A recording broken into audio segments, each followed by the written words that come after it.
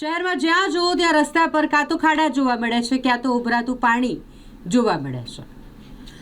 લોકો હેરાન થઈ રહ્યા છે.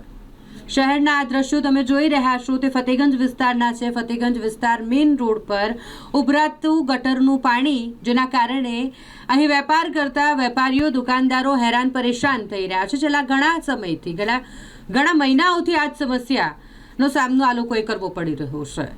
વડોદરા મહાનગરપાલિકાના મ્યુનિસિપલ કમિશનર અરુણ મહેશ બાબુના ઘરથી થોડા જ અંતરે ફતેગંજ મેઇન રોડ પર આ સમસ્યાનો સામનો કરવાનો વારો આ દુકાનદારોને આવે છે.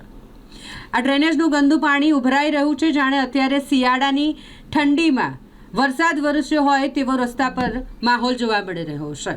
રસ્તા પર ચારે તરફ જ્યાં સુધી નજર જાય ત્યાં સુધી તમને પાણી જ જોવા મળશે. આ ડ્રેનેજનું ગંદુ પાણી રસ્તા પર વહી રહ્યું છે. આ ઉભરાતી ડ્રેનેજની સમસ્યા છેલ્લા ઘણા મહિનાઓથી છે.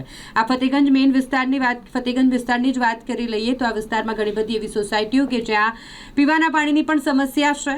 પીવાના પાણીમાં ડ્રેનેજનું પાણી મિશ્રિત થતું હોય તે સમસ્યા, અને બીજી તરફ આ ઉભરાતું ડ્રેનેજનું પાણી મેઇન રોડ પર, જેના કારણે અહીંથી પસાર થતા વાહન ચાલકોને પણ હાલાકી પડી રહી છે અને અહીં દુકાન ધરાવતા દુકાનદારોને પણ ખૂબ હાલાકી પડી રહી છે. વારંવાર રજૂઆત કરવામાં આવે છે તંત્રમાં, તેમ છતાંય તંત્ર દ્વારા કોઈ પણ પ્રકારની કામગીરી કરવામાં નથી આવતી. તંત્રને આ રસ્તા પર વહેતું પાણી નથી દેખાતું.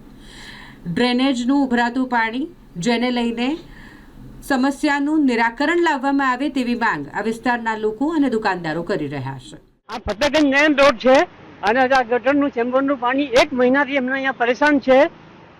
અમે લોકો કમ્પ્લેન બી કરેલી છે, ગાડીઓ આવી છે, ગાડીઓ વાળા કામ કરીને જતા રહે છે, પણ એનું નિરાકરણ કંઈ આવ્યું નથી.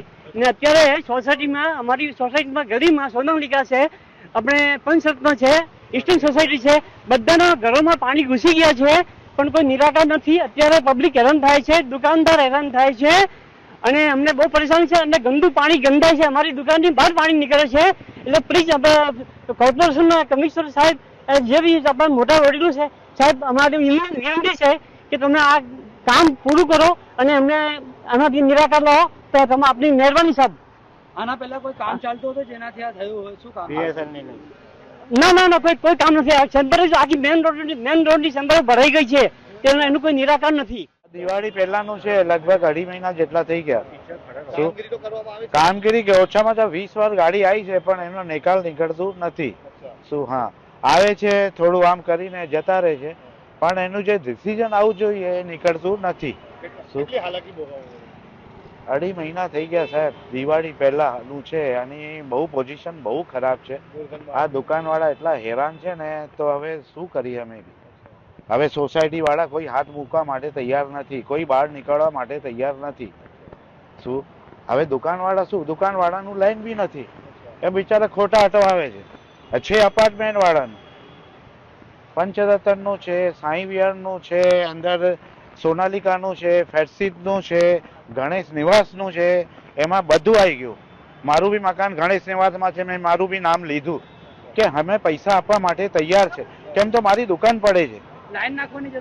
લાઈન તૂટી ગઈ છે, પણ કોઈ માણસ બહાર આવતો નથી.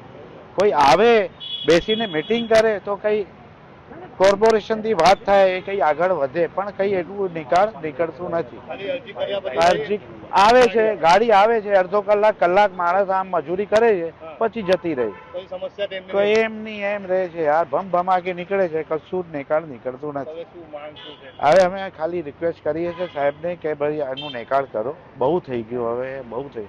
અને આવા જવા વાળી પબ્લિક બી હેરાન થાય છે.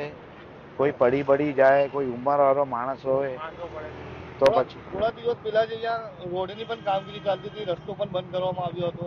ના, કશું જ નહીં આવ્યું, કશું જ નહીં. બાબુભાઈ.